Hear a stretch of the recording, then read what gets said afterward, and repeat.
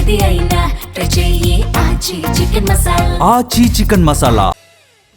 Recent టైమ్స్లో సినిమాల ticket rates మీద గట్టిగానే చర్చ జరుగుతోంది.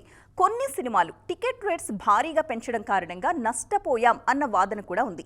అదే సమయంలో రీసెంట్ సక్సెస్ విషయంలో టికెట్ రేట్సే చాలా హెల్ప్ అయ్యాయి అన్నది నయా అప్డేట్. ఇంతకీ సినిమా రిజల్ట్ మీద టికెట్ రేట్ల ప్రభావం ఉంటుందా? రీసెంట్ టైమ్స్లో ఏమాత్రం బజ్ ఉన్న సినిమా అయినా టికెట్ రేట్స్ హైక్తోనే థియేటర్స్లోకి వస్తున్నాయి. కానీ ఈ పరిస్థితుల్లోనూ మా ఇంటి బంగారం సినిమాను నార్మల్ రేట్స్ కన్నా తక్కువ ధరకు థియేటర్స్లో రిలీజ్ చేశారు మేకర్స్. ఈ ప్లానే సినిమా సక్సెస్లో కీ రోల్ ప్లే చేసిందన్న టాక్ వినిపిస్తోంది. మా ఇంటి బంగారం మేకర్స్ నిర్ణయం ఇండస్ట్రీ సర్కిల్స్లో హాట్ టాపిక్ అవుతోంది.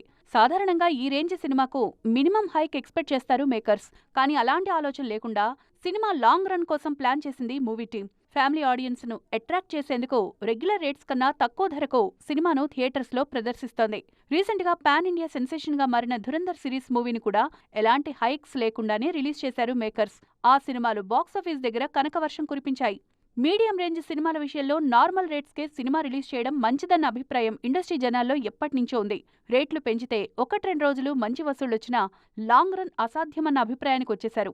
భారీ బడ్జెట్ స్టార్ హీరోల సినిమాల విషయంలో ఇదే ఫార్ములా వర్కౌట్ అవుతోంది. పెద్ద సినిమా మంచి విజయం సాధించినా ఆ సినిమా టికెట్ రేట్ల విషయంలో మాత్రం విమర్శలు వినిపించాయి. రేట్లు ఇంకాస్త అందుబాటులో ఉంటే ఫుట్ఫాల్స్ పెరిగేవన్న టాక్ వినిపించింది. ధురంధర్, మా ఇంటి బంగారం సినిమాల సక్సెస్ తర్వాత టికెట్ రేట్ల వ్యవహారం కొత్త టర్న్ తీసుకుంది.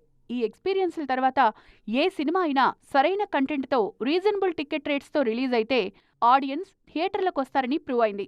మరి ఈ ఫార్ములాను అప్కమింగ్ మూవీస్ విషయంలో మేకర్స్ ఫాలో అవుతారేమో చూడాలి.